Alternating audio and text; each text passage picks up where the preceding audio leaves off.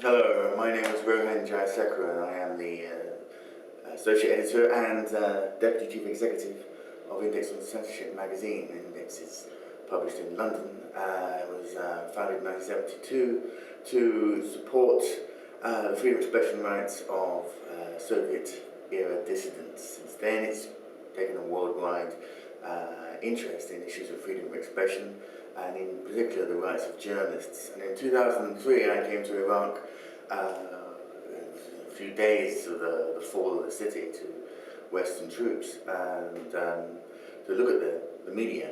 And since then my organisation myself has taken a very keen interest in how the media and particularly the rights of the media have evolved since then.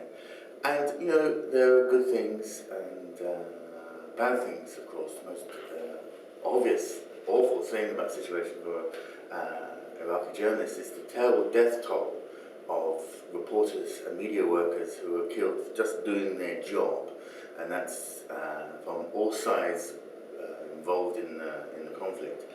And I think quite rightly, this has led to a series of calls, not only in regard to Iraq, but right around the world, following a particularly brutal massacre of journalists in the Philippines 2 years ago. Now, the result of this is that there's been calls, if you like, for special treatment, special identification of journalists in conflict zones.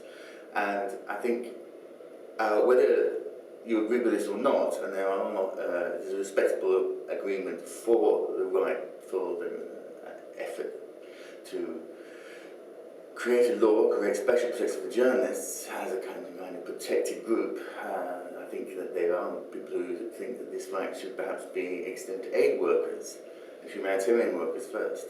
I think the general view is, though, of course, is that nobody should escape punishment for acts of intimidation and murder against any member, any citizen in the country, not just journalists.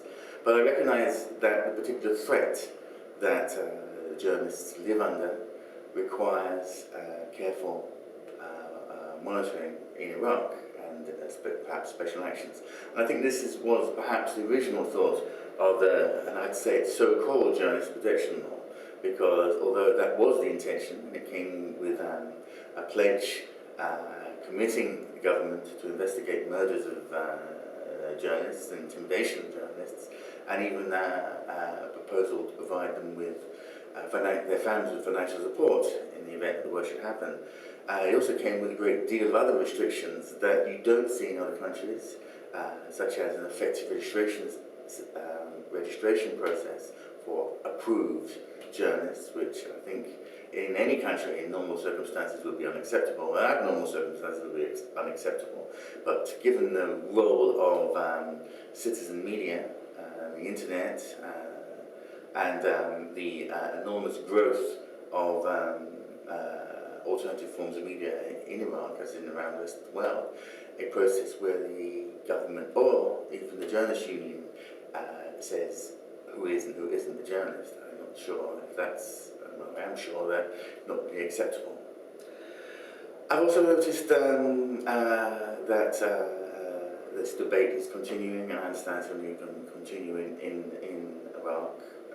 I would say this, I think when it comes down to it, is that it's for the government and security services to prosecute, to seek out, investigate and prosecute the killers of journalists, wherever they are, but particularly so in Iraq, because so often journalists have been caught in sectarian conflict, and the result that they have been made targets and in the war between different sides. And this, of course, is particularly unacceptable in a country which, for its future, has to resolve the sectarian divides in every sector of society.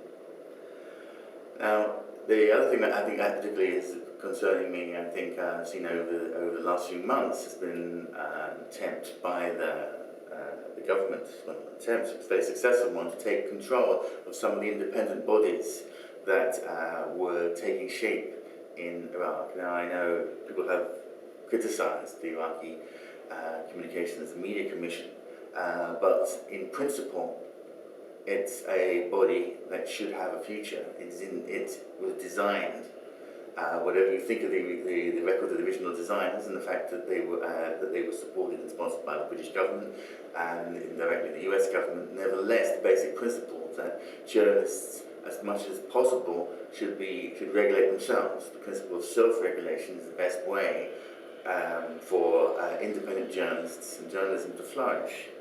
And I've seen, and I think we've all seen, the way that the government has chosen to co-opt these independent bodies, the Media Commission, also the Integrity Commission, Human Rights Commission, and we're seeing, I believe, also the Election Commission to be taken under ministerial control.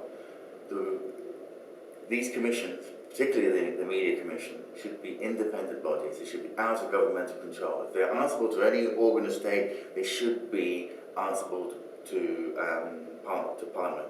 Now I understand, indeed I hope, that the Speaker of the Parliament, the Iraqi Parliament, is in this audience, and I make an appeal on behalf of Index on Censorship, myself and all independent journalists everywhere, that he take back the responsibility of oversight of the commissions, that the only people that the Independent Media Commission should answer to is the Parliament, because it's the appropriate, and the circumstances, the appropriate way of being answerable to the Iraqi people.